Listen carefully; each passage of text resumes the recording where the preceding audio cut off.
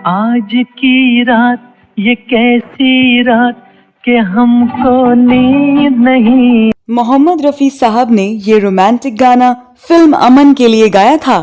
इस गाने में रफ़ी साहब की आवाज के अलावा एक और आवाज है। शायद आपने इस आवाज को पहचान लिया होगा। ये आवाज किसी गायिका की नहीं है बल्कि किसी एक्ट्रेस की है, और ये एक्ट्रेस वही है जो इस गाने में पर्दे पर दिख रही हैं। जी हाँ, शोक, अल्हड़ और खूबसूरत सायरा बानो। सुनो, मेरी एक बात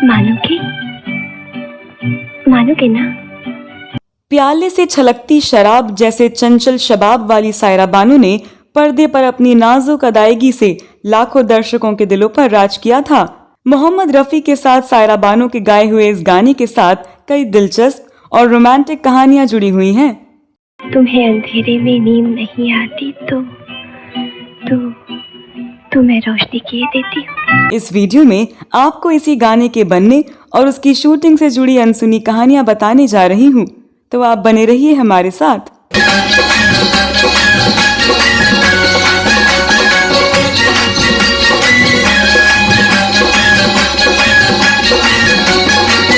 दोस्तों, मोहम्मद रफ़ी साहब ने फिल्म अमन के लिए ये गीत गाया था। उस गीत में सायरा बानो ने बहुत ही शोक और अल्हड़ अंदाज में गाने के बीच बीच में कुछ संवाद बोले थे। ये गीत फिल्म में राजेंद्र कुमार और सायरा बानो पर फिल्माया गया। तेरा है तो रहने दो, मुजस्सिम चांदनी हो तुम। इस गाने की शूटिंग के दौरान हिंदी सिनेमा में सबसे ज्यादा जुबली फिल्म देने वाले अभिनेता राजेंद्र कुमार को कम सिन सायरा बानो के हुस्न ने अपनी तरफ ऐसा खींचा कि वो अपना सुध बुध खो बैठे। इसके बाद से ही राजेंद्र कुमार के शादीशुदा जिंदगी में तूफान आ गया। ये उस जमाने की बात है जब हीरोइन सायरा बानो बहुत हसीन हुआ करती थी और फिल्म इंडस्ट्री में जुबली स्टार राजेंद्र कुमार की तूती बोलती थी। साल 1965 में राजेंद्र कुमार के दिमाग में फिल्म अमन बनाने का आइडिया आया। अमन की कहानी जापान से जुड़ी थी, इसीलिए उस फिल्म की शूटिंग के लिए पूरी टीम जापान गई थी, जिसमें सायरा बानो भी शामिल थी। उस टीम को जापान की खूबसूरती को 30 दिनों में शूट करना था।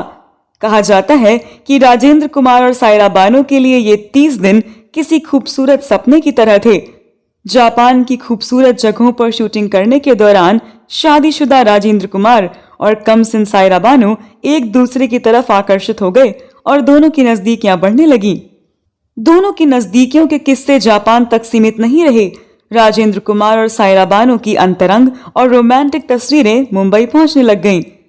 बम्बई की अनेक पत्रिकाओं में तब राजेंद्र कुमार और सायरा बानो की रोमांटिक तस्वीरों के साथ साथ उनके रोमांस की गर्मा गर्म खबरें छपने लग गईं। जापान में अमन की शूटिंग के दौरान राजेंद्र कुमार और सायरा बानो कितने करीब आ गए थे, इसका पता मोहम्मद रफ़ी के गाए इस गाने के दृश्यों को देखकर लगता है।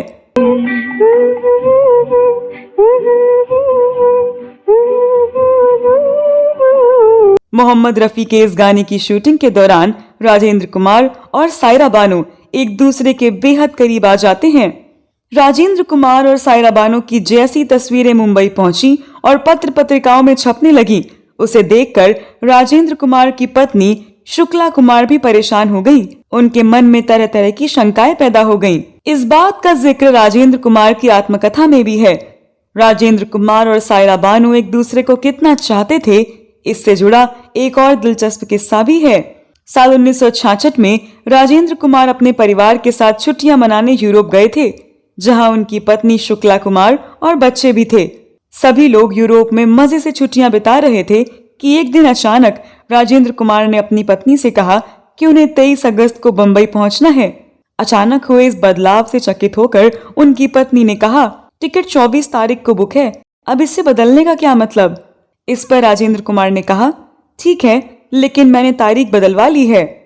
हालांकि उनकी पत्नी ने उनसे कुछ नहीं कहा, लेकिन बंबई पहुंचने के बाद उनकी पत्नी को पता चला कि 23 तारीख को सायरा बानो का जन्मदिन पड़ता है और सायरा बानो ने अपने हीरो राजेंद्र कुमार को पहले से ही कह रखा था कि उनको हर हाल में उनके जन्मदिन पर आना है। कहा जाता है कि 23 अगस्त को राजेंद्र कुमार पत्नी सहित सायरा बानो के पाली हिल बंगले पर पहुंचे और दोनों ने सायरा बानो को जन्मदिन की बधाई दी। सायरा बानो ने राजेंद्र कुमार, शुक्ला कुमार और ढेरों प्रशंसकों के बीच अपना जन्मदिन मनाया। उसके अगले ही दिन बंबई सहित भारत के लोगों ने अखबारों में मोटे मोटे शब्दों में छपी एक खबर पढ़ी। इस खबर ने सबको चौंका दिया। ये खबर थी कि दिलीप कुमार सायरा बानो से ब्याह रचाएंगे। दोस्तों, उस दिन अखबारों में ये भी छपा था कि 23 अगस्त को सायरा बानो के जन्मदिन की पार्टी की रात जब सभी अपने घर चले गए थे, तब सायरा बानो राजेंद्र कुमार से शादी करने की जिद पर अड़ गईं। तब सायरा बानो की मां नसीम बानो ने अपने पुराने शुभचिंतक दिलीप कुमार से गुजारिश की कि वो सायरा बानो को समझाएं और सायरा बानो के दिलो दिमाग से शादीशुदा राजेंद्र कुमार से शादी करने की बात को निकालें। जानकार बताते हैं कि दिलीप कुमार के दिल में अपने जमाने की मशहूर हीरोइन नसीम बानो के प्रति सॉफ्ट कॉर्नर था। यही वजह है कि काफी सोच विचार के बाद दिलीप कुमार ने नसीम बानो की बात मान ली और सायरा बानो को समझाने उनके घर गए। इसके बाद सायरा बानो के घर पर जो ड्रामा हुआ, उसकी परिणति यह रही कि दिलीप कुमार ने हथियार डाल दिया और जन्मदिन की पार्टी की ठीक दूसरी रात अपने से 22 साल छोटी सायरा बानो को अंगूठी पहनाकर सगाई कर ली। ओए सुनो रे सुनो, एक बात सुनाओ, झूठ है या। इसके बाद जो कुछ भी हुआ वो इतिहास के पन्नों में दर्ज है। दोस्तों, तो ये थी उस गाने की शूटिंग के बाद के घटनाक्रम की जानकारी।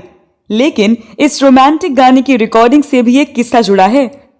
मोहम्मद रफी के साथ कोई गीत गाना सायरा बानो के लिए गर्व का कारण बन गया और इस बात को लेकर कैसे अपने पति और अभिनय सम्राट दिलीप कुमार को वो चिढ़ाती रहती थी। सायरा बानो ने रफी साहब के साथ गाने के अनुभव के बारे में बताते हुए एक इंटरव्यू में बताया था कि जब वो रफी साहब के साथ गाने गईं, तब वो काफी नर्वस थीं। सायरा बानो ने कहा था कि वैसे मुझे गाने का बहुत शौक था, लेकिन मैं गाना गाने में बहुत शर्माती थी। मेरी नानी शमशाद बेगम जानी मानी क्लासिकल गायिका थी और उन्होंने मुझे गाने सीखने के लिए प्रेरित भी किया था, लेकिन मैंने ऐसा नहीं किया। लेकिन मुझे इस बात की बहुत खुशी है कि मुझे गाने का मौका मिला और वो भी मोहम्मद रफी साहब जैसे महान गायक के साथ। सायरा बानो ने बताया, जब मैं रफी साहब के पास पहुंची तब रफी साहब ने मुझे बेटा कहकर बुलाया और माइक तक पहुंचने से पहले मेरा उत्साह इस तरह बढ़ाया कि माइक तक पहुंचते पहुंचते मैं पूरी तरह तनाव मुक्त हो गई और फिर मैंने उस गाने में रफी साहब का साथ दिया। सायरा बानो को रफी साहब के साथ गाना गाने पर इतना गर्व था कि वो अपने शौहर दिलीप कुमार को चिढ़ाती रहती थी। सायरा बानो अपने घर आने वाले मेहमानों के साथ हंसी मजाक में इस बात को लेकर शोखी बगाड़ती थी कि उन्होंने रफी साहब के साथ एक गीत गाया है। वो दिलीप साहब को चिढ़ाते हुए कहती कि उन्होंने तो रफी साहब के साथ गाने गाए हैं, जबकि उनके साहब यानी दिलीप कुमार ने रफी साहब के साथ एक भी गाना नहीं गाया। आपको बता दें कि फिल्म अमन युद्ध के विरोध में बनी फिल्म है, जिसके जरिए विश्व युद्ध के दौरान जापान के हिरोशिमा और नागासाकी शहर पर हुई बमबारी में मारे गए और घायल हुए नागरिकों के प्रति श्रद्धांजलि है। इस फिल्म का निर्देशन मोहन कुमार ने किया है। इस फिल्म में राजेंद्र कुमार, सायरा बानो, बलराज साहनी और फिल्म निर्देशक चेतनानंद मुख्य भूमिकाओं में हैं। नसीरुद्दीन शाह पहली बार इसी फिल्म के जरिए पर्दे पर नजर आए थे। यही नहीं, इस फिल्म में प्रसिद्ध ब्रिटिश नोबेल पुरस्कार विजेता ब्रटेल रसेल भी दिखते हैं। I've been a medical student here in England for the last 4 years. इस फिल्म की शूटिंग इंग्लैंड और जापान में हुई थी। फिल्म में शंकर जयकिशन ने संगीत दिया था। फिल्म के गीतकारों में शैलेंद्र, हसरत जयपुरी और प्रेम धवन शामिल थे। लेकिन जिस गीत में सायरा बानो ने रफी साहब का साथ दिया, उसे शैलेंद्र साहब ने लिखा था।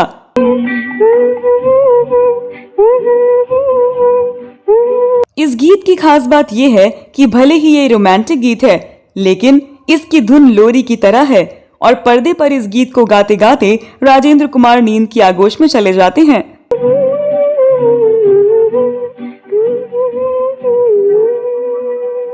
तो दोस्तों, इस वीडियो में बस इतना ही। आपको ये गाना कैसा लगता है? क्या आप बता सकते हैं कि मोहम्मद रफी के साथ किस किस एक्टर और एक्ट्रेस ने गाना गाया है? इस वीडियो में बस इतना ही।